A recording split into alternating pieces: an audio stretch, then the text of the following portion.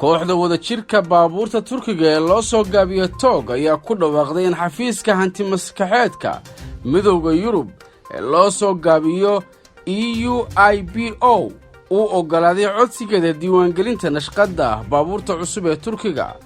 war qoraal oo ay soo saartay shirkaddan ayaa la sheegay inay dhammaystirtay tallaabo kale oo muhiim ah oo ku saabsan hanaanka qaabaynta ama nashqadaynta sida ay sheegtay wakaaladda wararka Turkiga ee Anadolu.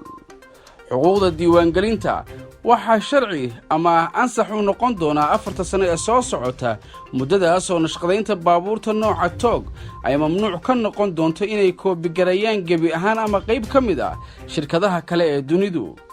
dhinaca kale codsiyada isdiiwaangelinta nashqadda gaadhiga TOG ee Aasiya iyo Ameerika oo iminka la hakiyey ayaa la filayaa in iyagana la dhammaystiro sanadkan. TOG waxa ay soo saari doontaa 5 nooc oo kala duwan oo baabuur ah sida nooca SUV sedan ilaa iyo 2030 waxayna lahaan doontaa xuquuqdooda aqooneed iyo midda warshadeed.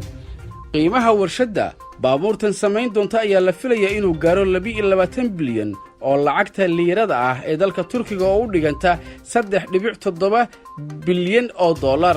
waxaana ka howlgeli doona 4323 shaqaale oo ay ku jiraan 300 oo shaqaale oo aqoon sare leh. baabuurta TOG gaar ahaan nooca korontada ku shaqeeya ayaa waxaa gebi ahaan nashqadeeyey injineerada TOG 5 nooc ee uu ka kooban yahay, waxaana ay noqon doonaan kuwo asal ah oo ogolaansho sharci ah ama laysansi dunida ka haysta.